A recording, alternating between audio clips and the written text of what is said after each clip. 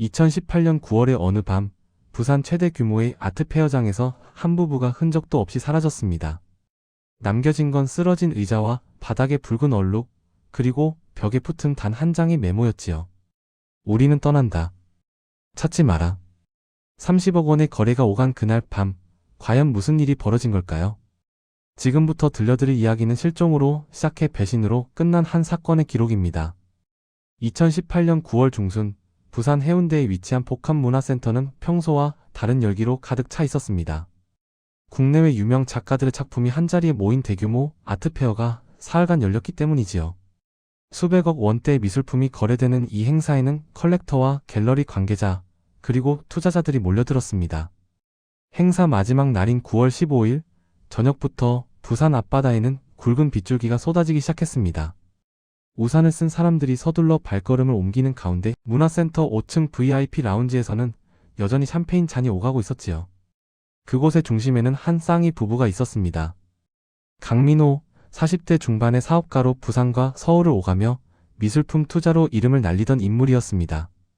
그의 옆에는 아내 서지연이 우아한 미소를 지으며 손님들을 응대하고 있었지요. 두 사람은 이번 행사의 주요 후원자였고 VIP 라운지 출입이 자유로운 몇 안 되는 인사였습니다. 밤 10시 행사가 공식적으로 막을 내렸습니다. 대부분의 관람객이 빠져나가고 직원들이 전시장 정리를 시작할 무렵이었지요. VIP 라운지도 조용해졌고 강민호 부부 역시 인사를 마친 뒤 라운지 안쪽 휴게실로 들어갔습니다. 그리고 1시간 뒤 모든 것이 달라졌습니다. 밤 11시 10분경 전시장 정리를 담당하던 청소 직원이 VIP 라운지 안쪽 휴게실 문을 열었습니다. 불이 켜져 있는 걸 보고 혹시 사람이 남아있나 확인하려던 참이었지요. 하지만 문을 열자마자 그가 본 광경은 섬뜩했습니다. 바닥에는 붉은색 액체가 큰 웅덩이처럼 퍼져 있었고 의자 한 개가 뒤집어져 있었습니다. 탁자 위에 와인병은 절반쯤 비어 있었고 벽면에는 손으로 쓴 듯한 메모지 한 장이 테이프로 붙어 있었지요. 우리는 떠난다. 찾지 마라. 직원은 즉시 보안팀에 연락했고 보안팀은 경찰에 신고했습니다. 부산경찰청 강력팀 정하준 팀장이 현장에 도착한 건 자정을 넘긴 시각이었습니다. 정하준은 40대 후반의 베테랑 형사였습니다. 20년 넘게 강력 사건을 다뤄온 그는 현장에 들어서자마자 직감적으로 느꼈지요. 이건 단순한 실종 사건이 아니라는 것을 말입니다. 현장을 보존하세요. 아무도 들어오지 못하게 하고요. 정하준은 장갑을 낀 채 휴게실을 천천히 둘러보았습니다. 바닥에 붉은 얼룩은 와인처럼 보였지만 냄새가 이상했지요. 알코올 특유의 향이 아니라 묘하게 쓴 약품 냄새가 섞여 있었습니다. 쓰러진 의자 옆으로는 구겨진 냅킨 몇 장이 널브러져 있었고 탁자 아래에서는 여성용 핸드백 하나가 발견됐습니다. 서지연의 것으로 추정되는 명품 가방이었지요. 하지만 정작 중요한 휴대폰이나 지갑은 들어있지 않았습니다. 정하준은 벽의 메모를 유심히 살폈습니다. 종이는 라운지에 비치된 메모지였고 필체는 급하게 쓴 듯 흐트러져 있었습니다. 하지만 이상한 점이 있었지요. 급박한 상황에서 쓴 글씨고는 글자의 크기가 일정했고 테이프로 반듯하게 붙여져 있었습니다. 이건 연출이에요. 정하준의 말에 옆에 있던 후배 형사가 고개를 들었습니다. 무슨 말씀이신가요, 팀장님? 정말 급하게 도망치는 사람이 이렇게 또박또박 메모를 남기고 테이프까지 붙일까요? 게다가 지문도 확인해봐야겠지만 이건 누군가에게 보여주려고 만든 장면입니다. 수사팀은 즉시 건물 전체를 수색했습니다. 하지만 강민호 부부는 어디에도 없었지요. 더 기묘한 사실은 그들의 차량이 지하주차장에 그대로 남아있다는 점이었습니다. 고급 수입차 안에는 핸드백과 서류 가방이 뒷좌석에 놓여 있었고 트렁크에는 행사에서 받은 카탈로그들이 정리돼 있었습니다. 정하준은 주차장 관리실에서 출입 기록을 확인했습니다. 강민호 부부의 차량은 오후 2시경 들어와 그대로 있었고 그 이후 출차 기록은 없었습니다. 그렇다면 부부는 걸어서 나갔다는 뜻인데 CCTV를 확인해도 두 사람이 건물 밖으로 나가는 모습은 포착되지 않았지요. 휴대폰 위치 추적은요? 두 분 모두 전원이 꺼진 상태입니다. 마지막 위치는 이 건물 5층으로 찍혀 있고요. 카드 사용 내역도 확인했습니다. 강민호는 오후 8시경 라운지에서 와인을 결제한 게 마지막이었고 서지연은 오후 6시에 1층 카페에서 커피를 산 기록이 전부였습니다. 그 이후로는 어떤 금융 거래도 이루어지지 않았지요. 수사팀이 긴급하게 가족들에게 연락을 취했을 때 더욱 이상한 사실이 드러났습니다. 강민호의 어머니는 오늘 저녁 9시쯤 아들에게 전화가 왔는데 목소리가 평소와 달랐다고 진술했습니다. 무슨 말인지 묻자 마치 긴장한 것 같았고 말을 아주 짧게 끊었다고 덧붙였지요. 서지연의 친구 역시 비슷한 시각에 짧은 문자를 받았다고 했습니다. 며칠 좀 연락 안 될 거야. 걱정 마. 평소 서지연답지 않은 짧고 건조한 문장이었다고 합니다. 정아주는 사건의 윤곽을 그려보기 시작했습니다. 두 사람은 밤 9시에서 10시 사이 누군가에게 연락을 취했습니다. 하지만 그 내용은 평소답지 않았고 마치 강요받은 듯한 느낌이었지요. 그리고 1시간 뒤 휴게실에는 그들이 사라지고 연출된 듯한 흔적만 남았습니다. 다음날 아침 국립과학수사연구원에서 감식 결과가 도착했습니다. 바닥에 붉은 얼룩을 분석한 결과 그것은 와인이 아니었습니다. 와인의 진정제 성분이 다량 섞여 있었던 것이지요. 구체적으로는 벤조디아제핀 계열의 수면제 성분이 검출됐습니다. 이건 자발적 도주가 아닙니다. 정아주는 회의실에 모인 수사팀 앞에서 단호하게 말했습니다. 누군가 두 사람에게 약물을 먹였어요. 아마도 와인에 타서 마시게 했을 겁니다. 그리고 의식이 흐려진 상태에서 어딘가로 데려갔지요. 메모는 사후에 범인이 붙인 겁니다. 하지만 동기는 무엇일까요? 정아주는 행사 관계자들을 통해 중요한 정보를 입수했습니다. 강민호가 아트페어 기간 중 30억 원 규모의 거래를 성사시켰다는 소문이었지요. 정확히 어떤 작품인지는 공개되지 않았지만 익명의 해외 컬렉터와 비공개 계약을 맺었다는 이야기가 업계에 돌고 있었습니다. 30억이면 충분한 동기가 됩니다. 정아주는 강민호의 사무실을 압수수색하기로 결정했습니다. 그리고 그곳에서 또 다른 단서를 찾아낼 수 있을 거라 확신했지요. 비는 여전히 내리고 있었습니다. 부산 앞바다의 밤은 깊어갔고 사라진 부부의 행방은 여전히 오리무중이었습니다. 하지만 정아주는 알고 있었습니다. 완벽한 범죄는 없다는 것을, 그리고 모든 범인은 반드시 흔적을 남긴다는 사실을 말이지요. 사건은 이제 막 시작되었습니다. 사건 발생 24시간째 정아준 팀장은 한 가지 결정적인 사실을 발견했습니다. VIP 라운지로 향하는 복도의 CCTV가 밤 10시 15분부터 18분까지 정확히 3분간 작동하지 않았던 것이지요. 화면은 검게 변했고 그 시간 동안 무슨 일이 벌어졌는지 아무도 알 수 없었습니다. 우연일까요? 아니면 누군가 의도적으로 꺼트린 걸까요? 수사는 이제 내부자를 향하기 시작했습니다. 9월 16일 오전 부산경찰청 수사팀은 복합문화센터의 모든 CCTV 영상을 확보했습니다. 총 72시간 분량의 영상을 분석하는 작업이 시작됐지요. 영상 분석을 담당한 디지털 포렌식 팀원이 가장 먼저 이상 징후를 발견했습니다. 팀장님, 이거 보세요. 5층 복도 3번 카메라입니다. 화면에는 저녁 10시 14분까지 정상적으로 복도가 찍히고 있었습니다. 간간히 행사 직원들이 지나가는 모습이 보였지요. 그런데 10시 15분 정각 화면이 갑자기 검게 변했습니다. 아무것도 보이지 않았습니다. 고장인가요? 아닙니다. 10시 18분에 다시 정상으로 돌아왔거든요. 정확히 3분간만 꺼진 겁니다. 정아주는 화면을 반복해서 돌려봤습니다. 10시 14분 59초까지는 멀쩡하던 화면이 15분 0초에 암전됐다가 18분 0초에 다시 켜졌습니다. 너무나 정확한 타이밍이었지요. 다른 카메라들은요? 모두 정상입니다. 오직 5층 복도 3번 카메라만 그 시간에 꺼졌어요. 정아주는 즉시 건물 관리팀을 불렀습니다. CCTV 통제실은 지하 1층에 있었고 각 카메라는 중앙 서버로 연결돼 있었습니다. 관리팀장의 설명에 따르면 개별 카메라를 끄려면 두 가지 방법이 있었습니다. 통제실에서 직접 끄거나 아니면 현장에서 카메라 전원을 차단하는 겁니다. 통제실 출입 기록은요? 그 시간대에는 아무도 들어오지 않았습니다. 당직 직원 한 명만 있었는데 그 사람은 화장실에 갔다가 돌아왔다고 하고요. 그렇다면 누군가 현장에서 직접 카메라를 조작했다는 뜻이었습니다. 정아주는 5층으로 올라가 문제의 카메라를 확인했습니다. 천장에 설치된 카메라는 복도 끝에서 VIP 라운지 입구를 비추고 있었지요. 카메라 옆에는 전기 배전함이 있었습니다.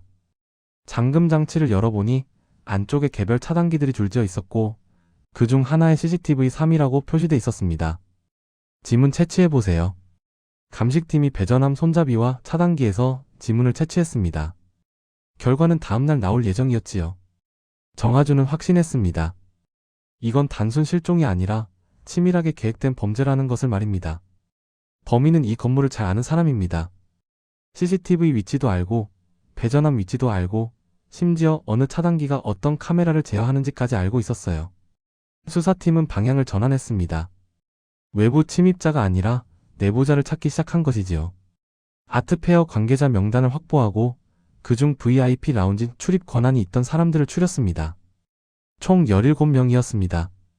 정아주는 그들을 한 명씩 불러 조사했습니다. 그리고 3명의 용의자가 떠올랐습니다.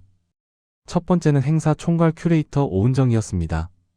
30대 후반의 여성으로 이번 아트페어를 기획하고 운영한 핵심 인물이었지요.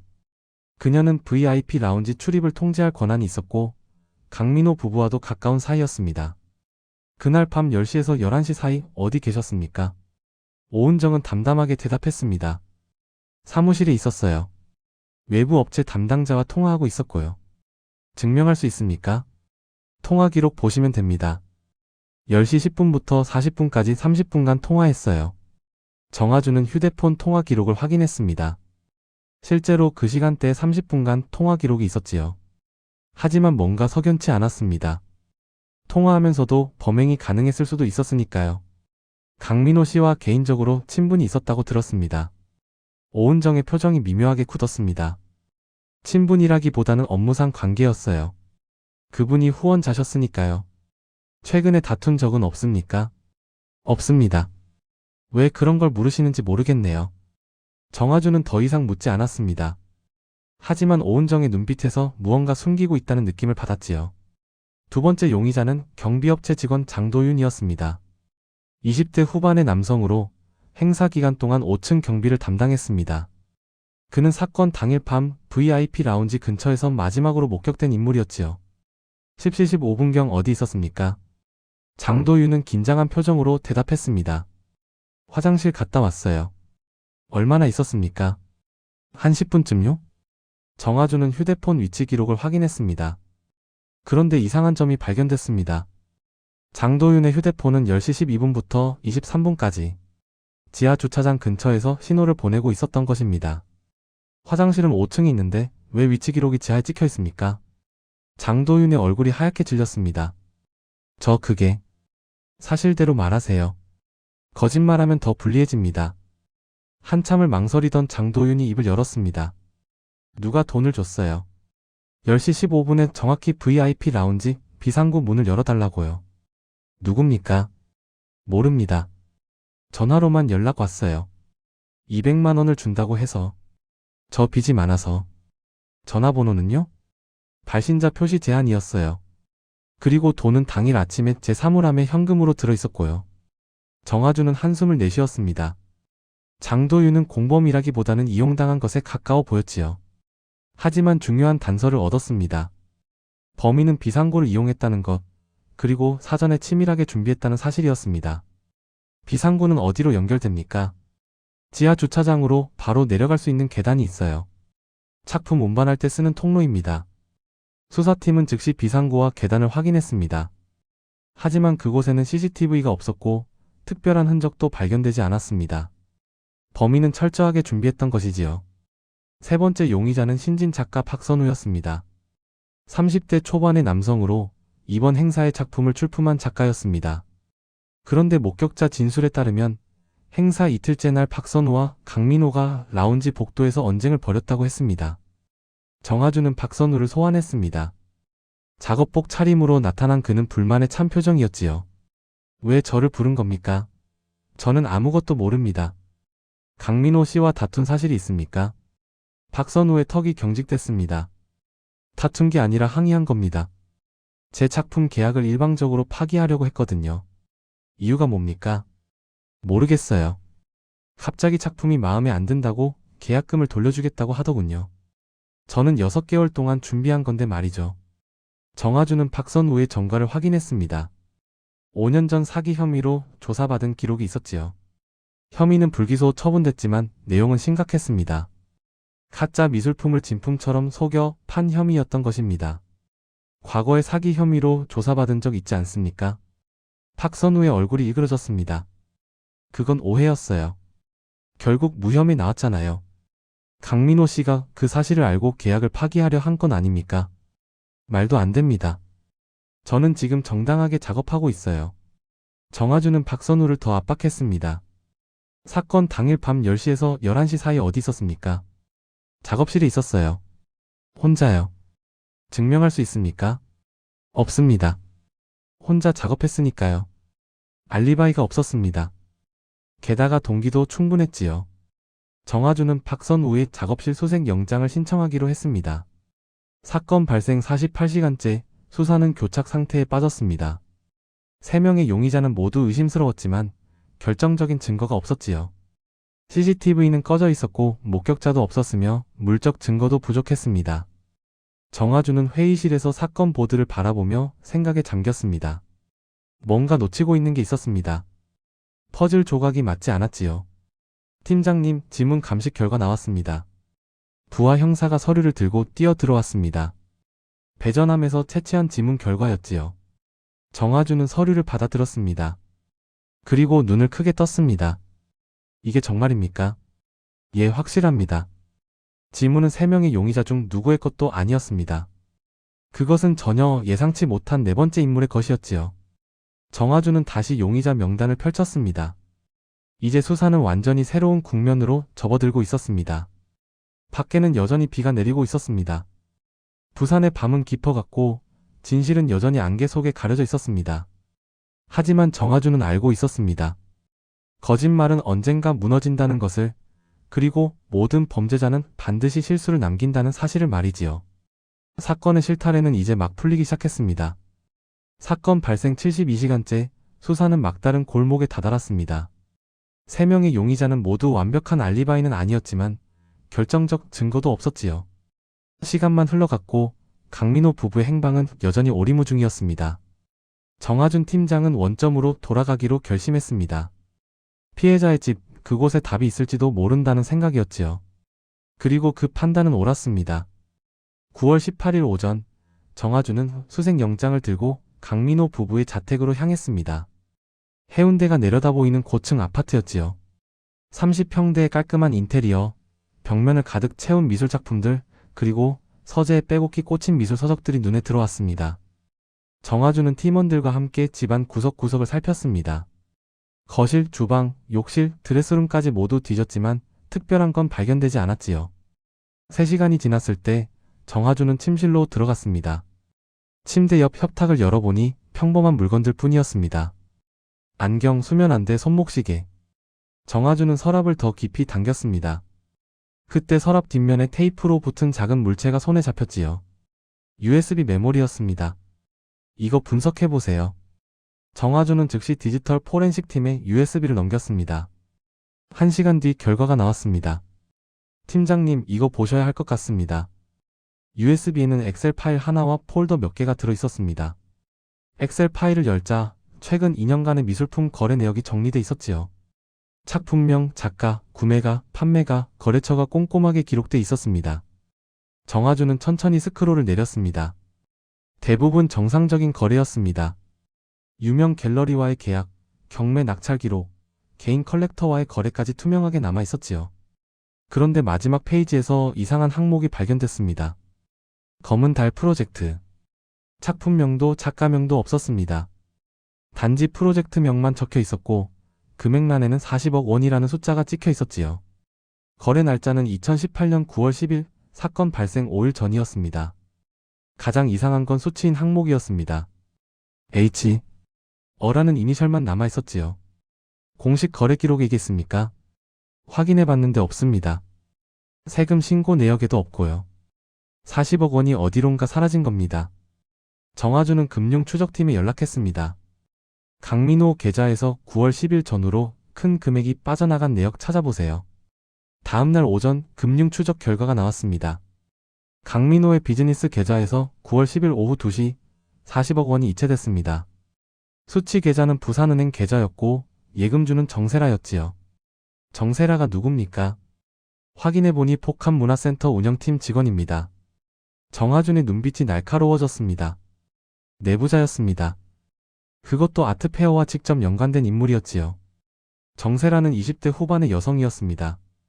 센터에서 행사 운영을 보조하는 계약직 직원이었지요. 정아주는 그녀를 즉시 소환했습니다. 조사실에 들어선 정세라는 겁에 질린 표정이었습니다. 정아주는 차분하게 물었습니다. 9월 10일 강민호 씨로부터 40억 원을 받았습니까? 정세라의 얼굴이 하얗게 질렸습니다. 저는 사실대로 말하세요. 거짓말하면 공범으로 봅니다. 정세라는 떨리는 목소리로 말했습니다. 계좌만 빌려줬어요. 그게 다예요. 누가 부탁했습니까? 침묵이 흘렀습니다. 정세라는 손을 떨며 입술을 깨물었지요. 한참 뒤 그녀가 입을 열었습니다. 서지연 씨가 부탁했어요. 정아주는 숨을 멈췄습니다.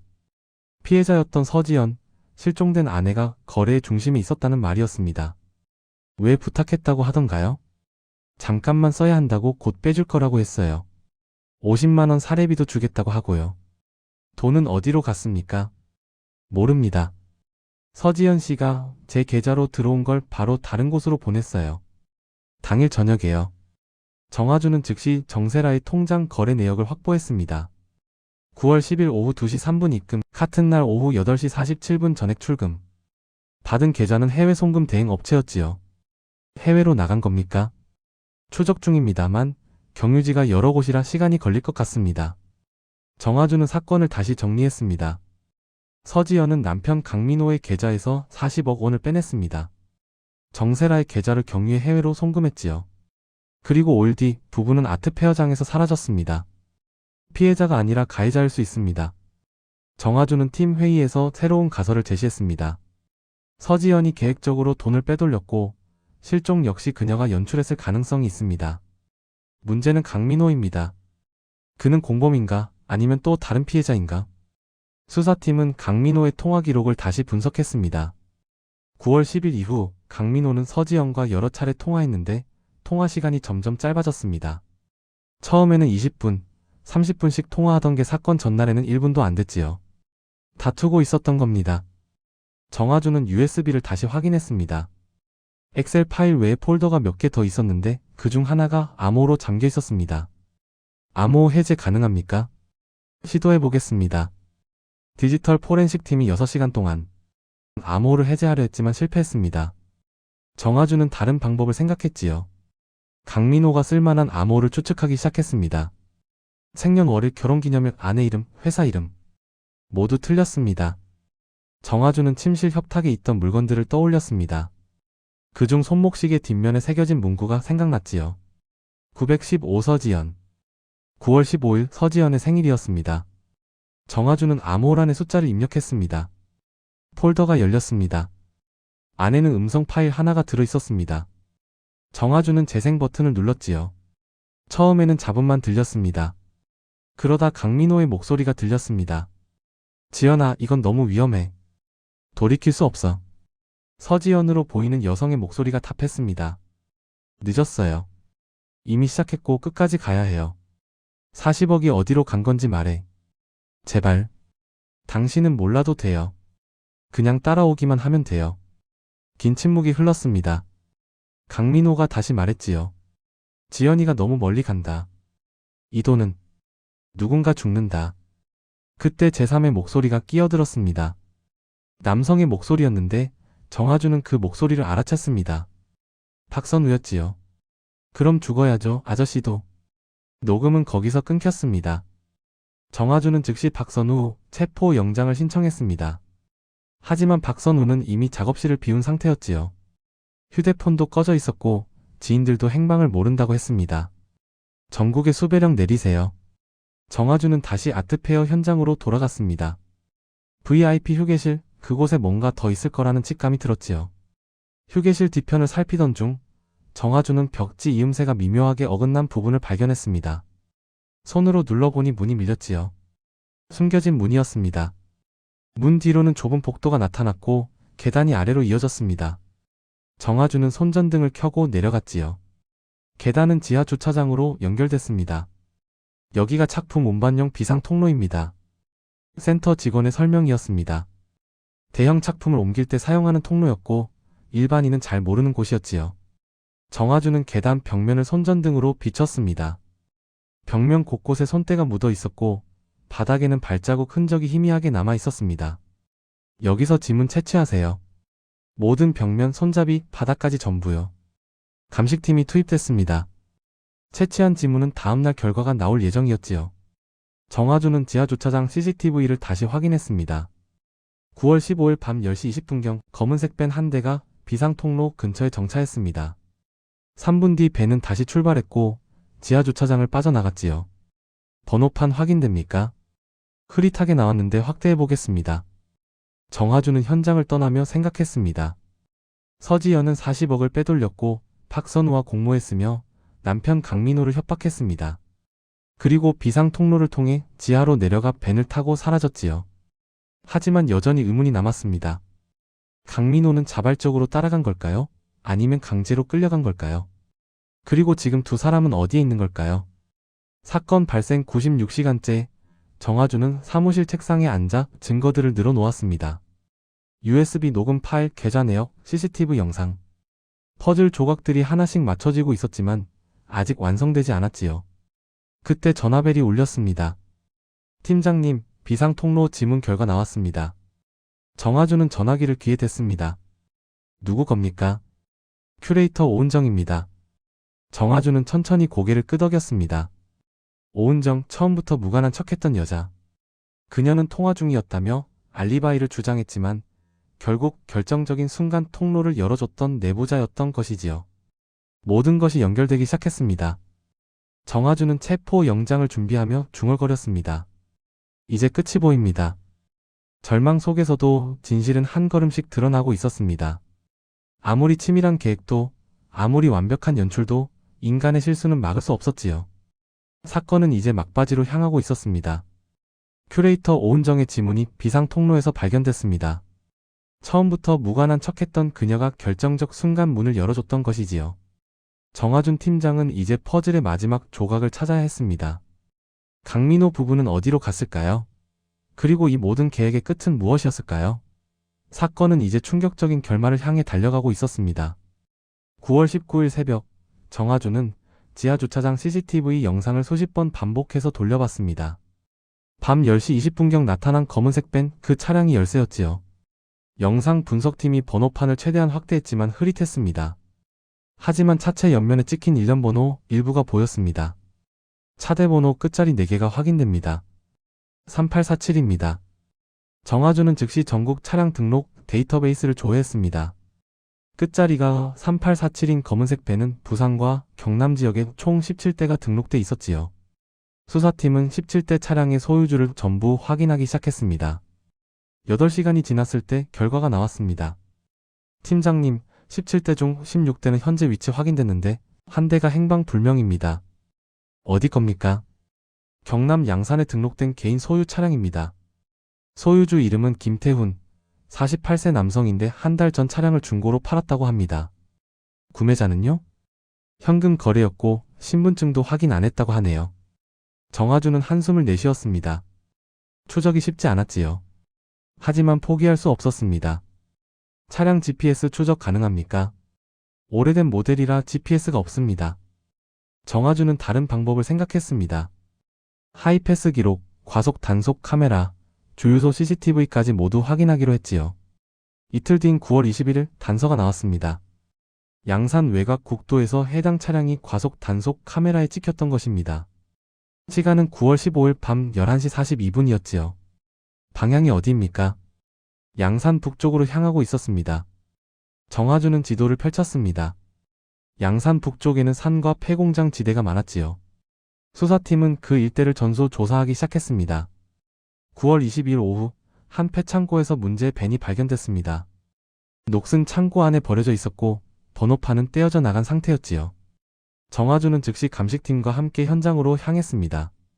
창고 문을 여는 순간 이상한 냄새가 풍겼습니다. 썩은 냄새는 아니었지만 묘한 화학 약품 냄새가 섞여 있었지요. 밴의 뒷문을 열었습니다. 시신은 없었습니다. 하지만 바닥에는 여러 물건들이 널브러져 있었습니다. 강민호의 손목시계, 서지연의 다이아몬드 귀걸이, 찢어진 계약서 조각들, 그리고 피처럼 보이는 붉은 얼룩이 묻은 천이었지요. 이건 연출입니다. 정화주는 단호하게 말했습니다. 시신 없이 이런 물건들만 남겨둔 건 누군가 죽었다고 믿게 만들려는 겁니다. 살인 사건처럼 위장하려는 거예요. 감식팀이 붉은 얼룩을 채취해 분석했습니다. 결과는 다음날 나왔지요. 인간의 혈액이 아니라 돼지 피였습니다. 완전 범죄처럼 보이도록 설계한 도주극입니다. 정아주는 확신했습니다. 하지만 여전히 의문이 남았지요. 강민호는 자발적으로 도망친 걸까요? 아니면 억지로 끌려간 걸까요? 정아주는 USB를 다시 들여다봤습니다. 암호 걸린 폴더 안에 녹음 파일이 하나 더 있었는데 그것을 미처 확인하지 못했었지요. 두 번째 파일을 재생했습니다. 강민호의 목소리였습니다. 지연아, 제발 멈춰. 이건 범죄야. 우리 아직 돌아갈 수 있어. 서지연의 차갑고 단호한 목소리가 탑했습니다. 당신은 평생 돈만 벌었지. 나한테 뭘 해줬어? 이젠 내 차례야. 40억을 어디 쓴 거야? 박선우한테 줬어? 그건 당신이 알 필요 없어요. 그냥 따라와요. 안 그러면. 녹음은 거기서 끊겼습니다. 정아주는 이제 확신했습니다. 강민호는 피해자였습니다. 서지영과 박선우에게 협박당해 억지로 끌려간 것이지요. 정아주는 박선우의 작업실 소생 영장을 다시 신청했습니다. 이번엔 구석구석 더 철저하게 뒤지기로 했지요. 9월 23일 오전 수사팀이 작업실 문을 부수고 들어갔습니다. 안에는 충격적인 광경이 펼쳐져 있었습니다. 벽면에는 수십 점의 그림이 걸려 있었는데 모두 유명 작가들의 작품을 모방한 위작이었습니다.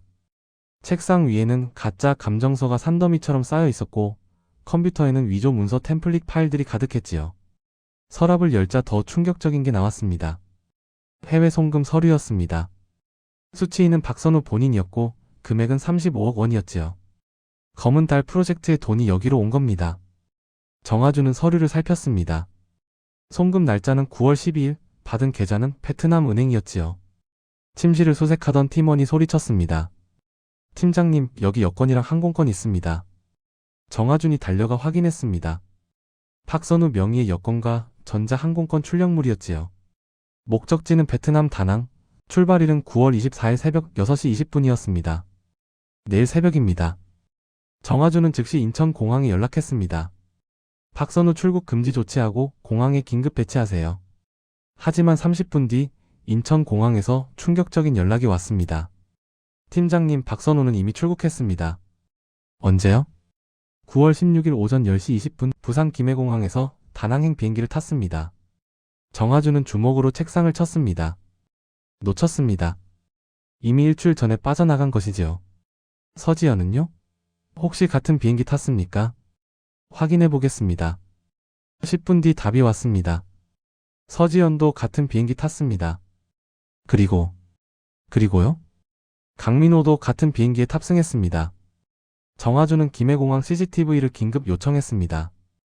9월 16일 오전 영상이 전송됐고 정아주는 화면을 응시했지요. 오전 9시 40분경 출국장으로 향하는 세 사람이 보였습니다. 서지연은 선글라스를 낀 채 박선우의 팔짱을 끼고 있었습니다. 두 사람은 자연스럽게 웃으며 걷고 있었지요. 그 뒤로 강민호가 걸어오고 있었습니다. 정아주는 화면을 확대했습니다. 강민호의 표정이 이상했지요. 눈동자가 초점을 잃은 듯했고 발걸음이 비틀거렸습니다. 마치 약에 취한 사람 같았습니다. 약물을 먹였습니다. 의식이 온전하지 않은 상태로 공항까지 데려온 겁니다. 정아주는 베트남 경찰에 국제 공조 수사를 요청했습니다. 하지만 베트남 다낭은 한국인 관광객이 많은 곳이었고 7일이 지난 지금 세 사람을 찾기란 쉽지 않았지요. 정아주는 다시 국내 수사에 집중했습니다. 아직 한 명이 남아 있었습니다. 오은정이었지요. 9월 24일 오후 정아주는 체포영장을 들고 오은정의 자택으로 향했습니다. 초인종을 눌렀지만 응답이 없었습니다. 정아주는 문을 두드렸지요. 경찰입니다. 문 여세요. 여전히 조용했습니다. 정아주는 영장을 근거로 문을 열었습니다. 거실에는 캐리어가 놓여 있었고 책상 위에는 항공권이 있었습니다. 오은정도 도주를 준비하고 있었던 것이지요. 목적지는 태국 방콕이었습니다. 화장실 확인하세요. 팀원이 화장실 문을 열었습니다. 그리고 소리쳤지요. 팀장님, 여기 있습니다. 오은정은 욕조에 앉아 있었습니다. 의식은 있었지만 눈물을 흘리고 있었지요. 정아준이 다가가 말했습니다. 오은정 씨 공범 혐의로 체포합니다. 오은정은 고개를 떨어뜨렸습니다. 그리고 떨리는 목소리로 말했지요. 저는 그냥 문만 열어줬어요. 그게 이렇게 될 줄 몰랐어요. 왜 도왔습니까? 서지연이 협박했어요. 제 과거를 알고 있었거든요. 무슨 과거요? 5년 전 미술품 사기 사건에 제가 연루됐었어요. 기소는 안 됐지만 그 사실이 알려지면 전 이 업계에서 끝이에요. 오은정은 모든 걸 털어놨습니다. 서지연은 3개월 전부터 계획을 세웠습니다. 박선우를 포섭하고 오은정을 협박했지요.